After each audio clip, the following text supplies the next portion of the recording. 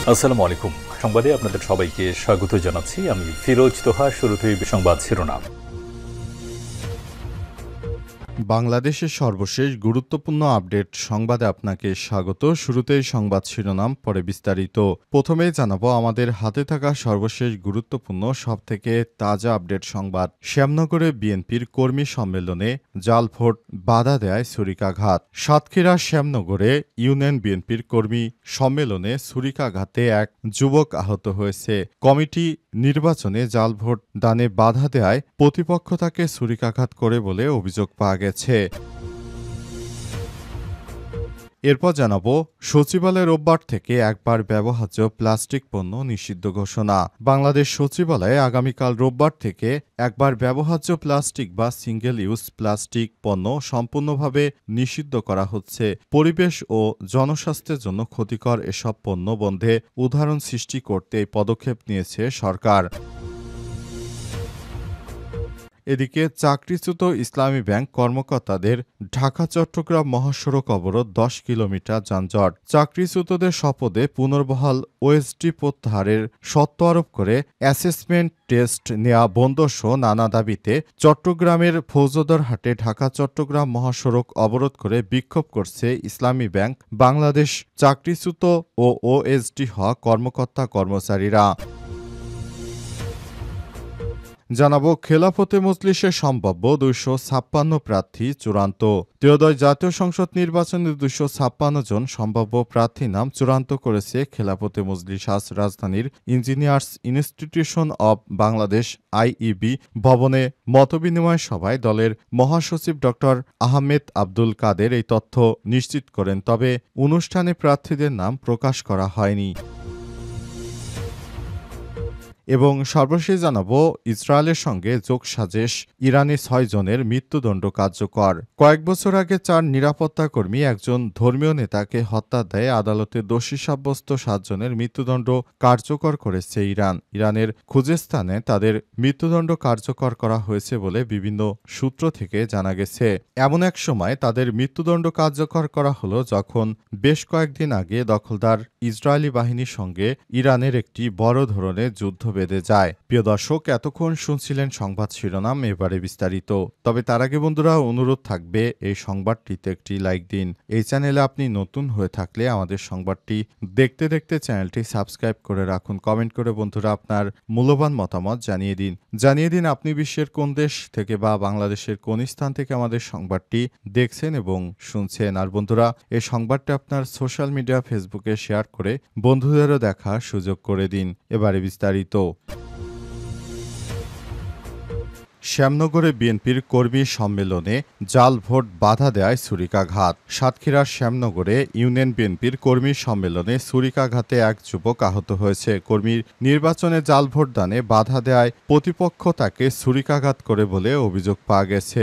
আজ নূরনগর ইউনিয়ন আশালতা মাধ্যমিক বিদ্যালয়ে ঘটনা ঘটে। আহত শহীদুল্লাহ ৩৪ ওই ইউনিয়নের ৩ নম্বর ওয়ার্ডের বিএনপি সভাপতি প্রার্থী সাদাত হোসেন সর্দারের ছেলে। হামলাকারী শাহজালাল ২৪ ৮ নম্বর ওয়ার্ডের ছোট শ্যামনগর গ্রামের বাসিন্দা। সংশ্লিষ্ট সূত্র থেকে জানা গেছে সাদাত হোসেন প্রতিপক্ষ বাদশাহ ঢালির পক্ষে। শাহজালাল একাধিকবার ভোট দেন। এ সময় দলীয় নেতাকর্মীরা তাকে আটক করলে তিনি শহীদুল্লাহকে ছুরিকাঘাত করেন। শ্যামনগর উপজেলা বিএনপির সাবেক সদস্য সচিব গোলাম আলমগীরের ভাষ্য, শুক্রবার বিকেলে আশালতা মাধ্যমিক বিদ্যালয়ে নূরনগর ইউনিয়নের ৯টি ওয়ার্ডে সম্মেলন হয়। কেন্দ্রের নির্দেশনা ছিল প্রতিটি ওয়ার্ডের সম্মেলন আলাদা কেন্দ্রে করার, কিন্তু ওই একই কেন্দ্রে সব ওয়ার্ডের সম্মেলন হওয়া সেখানে বিপুল সংখ্যক নেতাকর্মী ভিড় করে।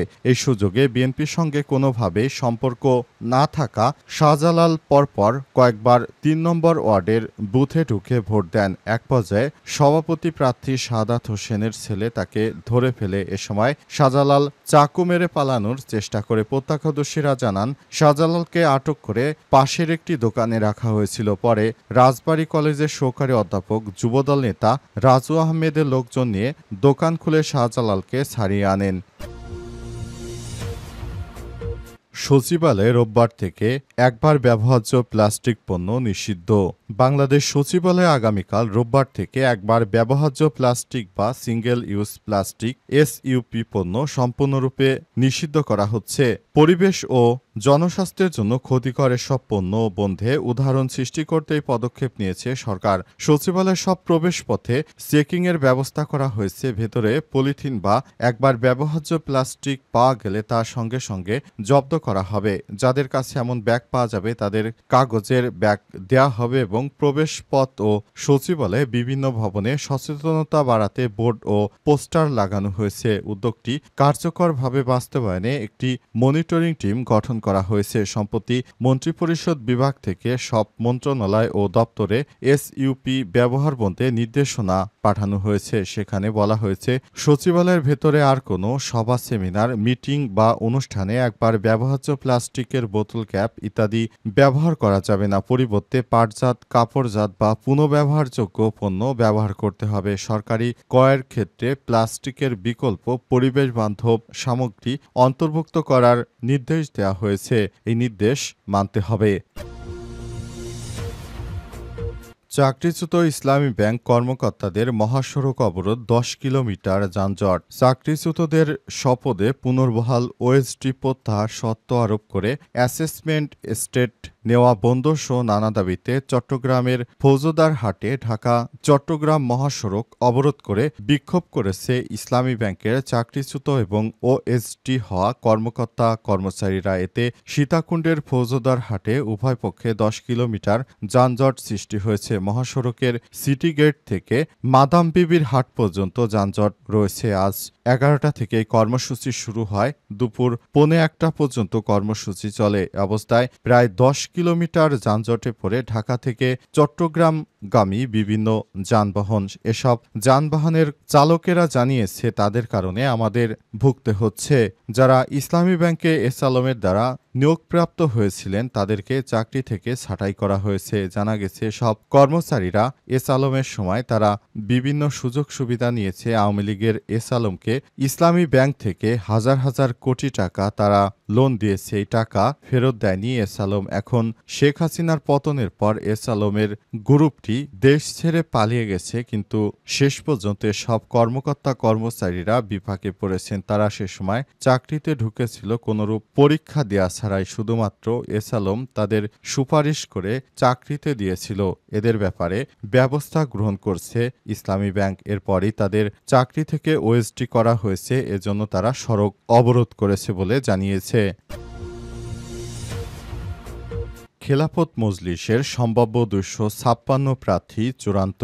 ত্রয়োদশ জাতীয় সংসদ নির্বাচনে ২৫৬ জন সম্ভাব্য প্রার্থীর নাম চূড়ান্ত করেছে খেলাফতে মজলিস। আজ রাজধানী engineers institution of Bangladesh IB ভবনে মতবিনিময় সভায় দলের মহাসচিব ড আহমেদ আব্দুল কাদের এই তথ্য নিশ্চিত করেন। নাম প্রকাশ্যে এখনও যাদেরকে সেখানে নেওয়া হয়েছে তাদের নাম প্রকাশ করা হয়নি। ত্রয়োদশ জাতীয় সংসদ নির্বাচন উপলক্ষে খেলাফত মজলিস মনোনীত সম্ভাব্য এমপি প্রার্থীদের নিয়ে মতবিনিময় সভা অনুষ্ঠিত হয়। সাংবাদিকদের এক প্রশ্নের জবাবে তিনি বলেন, সারা দেশে ২৫৬ জনকে নির্বাচনে অংশগ্রহণের জন্য প্রাথমিক পর্যায়ে মনোনীত করা হয়েছে। বাকি প্রার্থীদের নাম আগামীতে ঘোষণা করা হবে। তবে জোটের সঙ্গে আসন ভিত্তিক ঐক্য হলে সেক্ষেত্রে প্রার্থিতা পরিবর্তনের সম্ভাবনা রয়েছে। সভায় আহমেদ আব্দুল কাদের ইসরায়েলি গণহত্যার শিকার গাজাবাসীদের বিরুদ্ধে আরোপিত অবরোধ ভাঙতে বিশ্বের বিভিন্ন দেশের মানবাধিকার কর্মীদের গাজাগামী সুমুদ ফটিলার